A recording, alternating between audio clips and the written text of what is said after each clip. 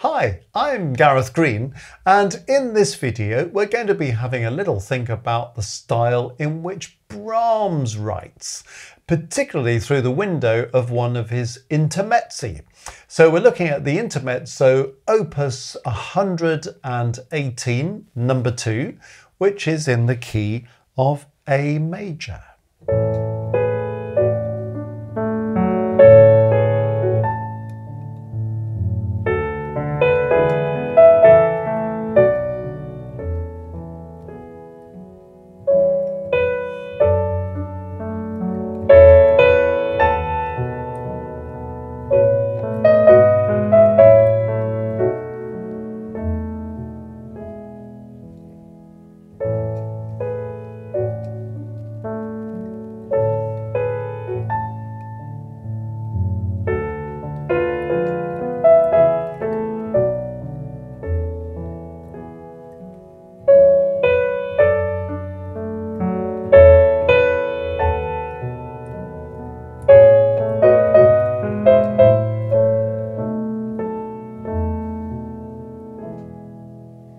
So there's the first part of the first section.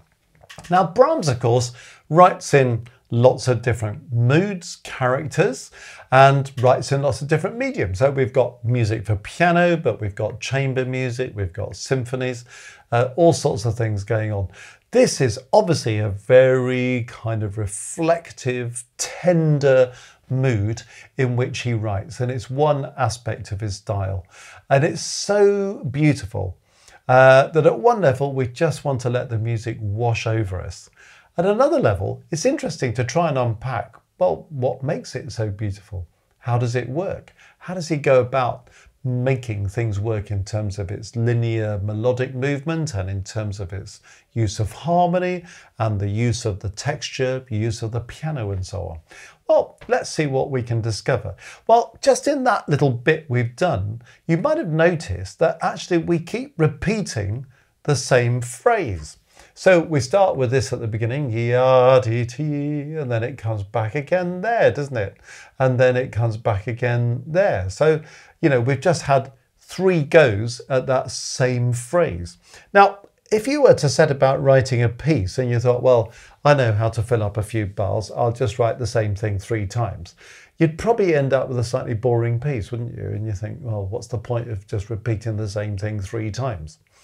This is part of the genius of Brahms. He gets away with that by re-engineering things a little bit. So melodically we start in the same place, but we tend to move off in a different direction as we go some of the time. But also it's kind of like, well, what's happening with the harmony? What's happening? Are we modulating? Are we staying in the same key? So we'll explore how that works.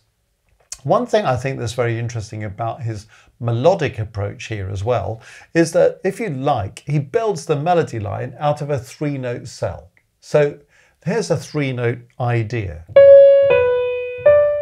So that's the first kind of musical idea, isn't it? Now what happens next? Well, we get the 3-note thing, but the last note's changed. So you see how that works? The C sharp and the B come twice. The first time we finish on D, the second time we finish on A. So we recognize this 3-note musical idea, but we also hear how it already develops the second time. And isn't it lovely how he stretches the interval? We stretch from this minor 3rd to this minor 7th. That's a very brave thing to do melodically. If you were writing a melody, would you think, oh, I tell you what, I'll leap up a minor 7th? You know, somebody might say, oh, it's a bit jumpy that, isn't it? Can we just keep things a bit nearer home? But my goodness, it's really telling, isn't it? So we've got the 3-note motif that we get a couple of times. And then after he's dealt that a couple of times, the second half of the phrase is more continuous.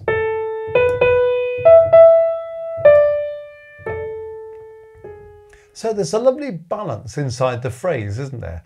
I mean, if you've ever done this kind of exercise where somebody asks you to write a 4-bar phrase, well, what do? You just fill up 4 bars of notes, don't you? What's Brahms done? He said, here's 3 notes, here's the 3 notes again, with the last note altered, and then the second half is going to be more expansive.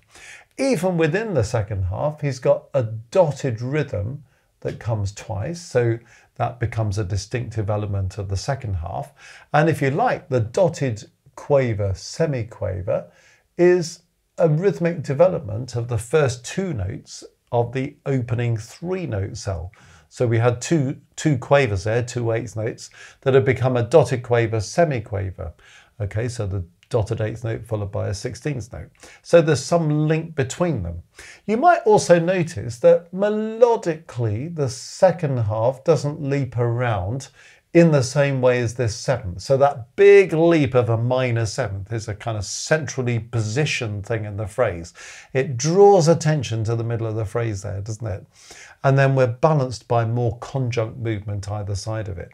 So it's quite interesting melodically to see how he constructs that first phrase. Okay, well, the second phrase starts here. So what's the same? What's different? Well, this is the same, the first three-note idea. And then this is the same, so melodically, no change. But then what happens from this point? We've got this, but this time we're going up a third. And we get a D sharp in it. So we've modulated to the dominant key of E major. Not a big surprise, dominant key is a nice closely related key, but the D sharp just changes the direction of the melody. But then notice what happens then. That E down to the F sharp is a descending minor seventh. Well, we had an ascending minor seventh there, so he's kind of mirroring that with a descending minor seventh there at a different point in the phrase. Instead of being in the first half of the phrase, it's in the second half of the phrase, just before the last two notes that finish off the phrase. And when you come to the last two notes, A, G sharp is the same as the A, G sharp that finished the first phrase. So melodically, it's quite interesting to see what's the same, what's different, how has he developed that, how have we used that minor seventh in a slightly different place. Okay, well, let's see what then happens. Well, here comes that phrase again. So same three notes, same three notes. So that's exactly the same as the first phrase, isn't it? So you see, as we said, we had the original phrase and then we've got these repetitions going out. So we've had phrase one, phrase two, we've seen how phrase two is modified from phrase one. Phrase three is now the same melodic line as the first phrase, isn't it? Okay, well, what's going to happen the fourth time we get this? So we've got this now, same three notes, same three notes. Ah, this is now looking like the second phrase. But slight difference. D sharp A. Last time we had an F sharp. Now we've got D sharp A. So slight change. And then we finish up in the same place. So we can see how that kind of hangs together melodically. It's got real cohesion, isn't it? Using these ideas, using the repetition. But we've got some changes that just keep us guessing and just make that melody slightly less predictable. But alongside that, we've also got harmonic development. So let's have a look at the harmony now. So at the beginning, we start on chord 1, and then we go to chord 4 in second inversion. Slightly unusual thing to do, but interesting. When you have a 6/4 chord, a second inversion, well, it's going to move on to a 5/3 progression. And he does that, in fairness. There's a bit of that going on there, isn't there? So he's not thrown convention out of the window at all. But we've got chord 1, chord 4, second inversion, then a slightly ambiguous moment there where you think there's a bit of chord 1 going on, but there's also a bit of chord 7, so interesting one. And we've got maybe the A as a sort of tonic pedal going on. Then we go back to our chord 4 in second inversion, which just keeps the whole texture widely open. Still with chord 4, but this time in root position. And then 5/7 D. So the dominant seventh in its last inversion, going on to chord 1 in its first inversion, which is what you'd expect a 5/7 in last inversion to do, because the seventh needs to fall. The seventh is in the bass and it's falling. So we can feel that resolution. Then a fairly standard harmonic move into the cadence, chord 2, and then a 1 second inversion to a chord 5. So that's a cadential 6/4 going on. So have we heard anything in the harmony of the first phrase that takes us by surprise? There's that slightly ambiguous moment at the end of that first complete bar, but really it's kind of primary chords. Chords 1, 4, 5. Okay, the 5 comes as a 7th in its last inversion on that one occasion, but nothing too complicated about that. Okay, is he going to run the same harmony in the second phrase? No. Do you notice the first thing we hear there is this G natural in the tenor? And the effect of that G natural is to push us towards D major. So then when we hear this chord, which this time it's called 4 in first inversion, we're also sort of hearing it as the tonic chord of D major, aren't we? So in other words, that G natural is a 5/7 second inversion in D major, going to 1 in D major. We're not staying in D major, and the chord 1 in D major is chord 4 in A major, so it's a secondary dominant into D major. So that's what's happening there. And then we think, oh, right, well, we're back in A major now. So here's a tonic chord of A major in second inversion. That's all great. But actually, he's on the move. He's using that as a pivot chord because it might be 1 in A major, but it's also 4 in E major. And then he goes 5/7 in first inversion, but in E major in the dominant key. So you see, when we have this leap of a 7th, it now feels completely different. The first phrase we did this, but now we're doing this. And so the melody might be the same, but my goodness, the harmony makes it feel very different, doesn't it? And then we're moving on with a 5/7D, well, we've been there before, going on to a 1B in E major. So there's the 5/7D. Here's our 1B, but you'll also notice there's an F sharp thrown in there, isn't there? So that's kind of extending the chord. Or you might say it's a suspension in the alto, too. We've had a sharp, F sharp, E. And now we've got a 2/7 in first inversion in E major, 5/7 in E major, and then we're kind of using as appoggiaturas the 5/7 over the tonic to go to E major. So the harmonic differences are quite marked, aren't they, between those first two phrases? Okay, well, what's going to happen in the third phrase? Well, we go back to the first phrase again, as we said. So all this is as it was at the beginning. So all is well with the world until here. Oh, F natural. There's a chromatic note going on. And the F natural stays with us at the beginning of the next bar. And that is a diminished 7th chord. So we've got a diminished 7th chord in the key of A. So that's really kind of ramped up the harmony, isn't it? On the first phrase at this point, we had a 5/7D chord. Now we've got diminished 7th. And then we haven't gone straight on to the chord 1, we've done this. So you see what's happening? There's a 7/6 going on in the tenor part there, isn't there? And we've also got ya-dum going on in the alto. So we're kind of decorating that, aren't we? Then we go on to the chord 2B, the 1C to 5. So we kind of finish off at the end of this phrase where we finished at the end of the first phrase. It all sort of started all perfectly well, didn't it, when we were doing the 3-note cells at the beginning. But this bit in the middle here becomes more involved with that diminished 7th and that use of F natural. And you can hear how that change of colour takes you away from thinking it's just a boring repetition of the same phrase to, new colour, new sound, but recognisable material. All very clever. Okay, so now what happens 4th time round? We get this. It's the secondary dominant in D again.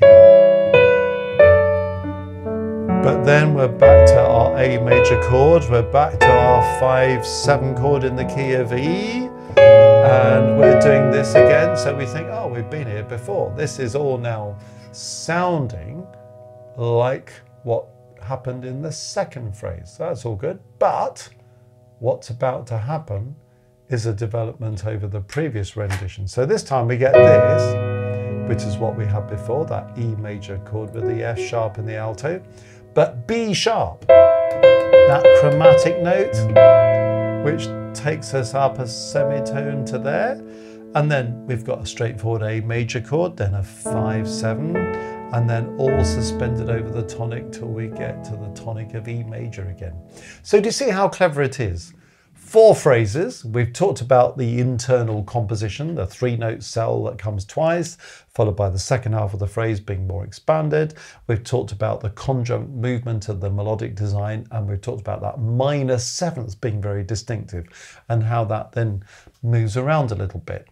And now we've talked about what's happening harmonically and how we get this bit of an evolution through it. So we suddenly hear the continuity of the repeated melodic material, but we hear new colours as things change harmonically. So it's a very interesting insight into how to take the same idea, knock it out once, and then give us 3 more repetitions of it, but how to make it work.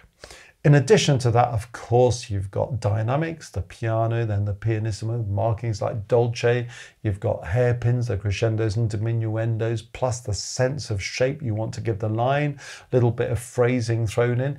Interesting textures as well, you know, starting with this. It's an interesting spacing of the first chord, you know, 2 notes close together, then these 2 notes, big hole in the middle. Then when you get here, only 3 notes actually sounding, but 2 up here and 1 all the way down there, wide apart. And then the idea of being able to space through these quavers, these 8th notes in the middle, and fill up some of the territory in between. So often there's a kind of top and a bottom in the texture with a bit of a hole in the middle. And sometimes the hole gets filled, sometimes it doesn't. And then going on with the texture, well, we're closer together by this point, then we're a bit wider again. And then we're a bit closer, a bit more intimate. Nice and intimate for the secondary dominant. Then it opens up again, opens up widely as we crescendo and change key. And then slightly thicker texture, but then coming back together in the middle of the keyboard more. So you see how he uses the texture as well, just to paint all of this. I mean, it's a wonderful piece, this. I'd love to talk about the whole thing, and we haven't probably got time to do that. But just taking these first 4 phrases apart and thinking, well, what a simple idea that is, but how do we make it really work? And then you hear the magic of Brahms.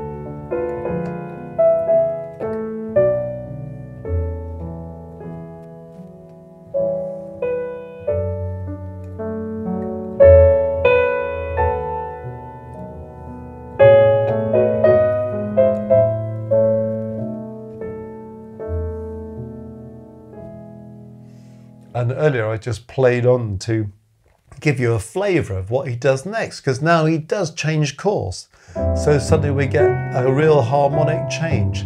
Notice these 3 note ideas at the top, which again extend. But rhythmically, nothing terribly exciting going on is there. But then the 3 notes again used in sequence, a bit higher the chord changes, so we get an augmented 6th chord, a diminished 7th chord, so you feel a bit of heightening of drama, then it just melts away into this little tune. Some lovely harmony going on as well. On it goes. Absolutely gorgeous music. Brahms can be fast and furious and very dramatic as well, but when he's in this tender, intimate style, we really hear something absolutely beautiful in the music. So I hope that's interesting from an analytical point of view. I hope it's an insight into what's going on in the music. If you're performing this piece or a piece like it, how might you go about painting that? You can hear I'm trying to paint it with some rubato, balancing textures to get a bit of a focus onto melodic lines, all these kind of things that influence our performance by our understanding. And if you're wanting to compose and you're thinking, well, how shall I go about repeating phrases? Well, what a fantastic way Brahms teaches us to tackle that. So I hope on a number of fronts that's been helpful. And if you've enjoyed this video, well, do go to www.mmcourses.co.uk, where you will find all sorts of interesting things like blogs, details of our online courses, of which there are many, in oral, theory, analysis, dictation, orchestration, you name it, lots of things there. Or you might want to have a look at our Maestros group. So on the homepage, just click on Maestros and you'll discover we have this wonderful international community who are entitled to all sorts of perks, like discounts on our courses, for example, but also have the opportunity to meet together once a month, where we have a couple of live streams, the first of which involves a kind of fairly in-depth teaching input from me, where we can really go to town on something where we've got more time. And the second live stream is your opportunity to submit your compositions, arrangements, recordings of your performances, your musical questions, and receive one-to-one feedback from me that we'll kind of share with the group so we can all learn from each other. And people in that group are really delightful folk, all on their own musical journey, but all love this Maestro membership where we can kind of share together, learn from each other and journey together. So that may be of interest to you as well. But have a look, www.mmcourses.co.uk.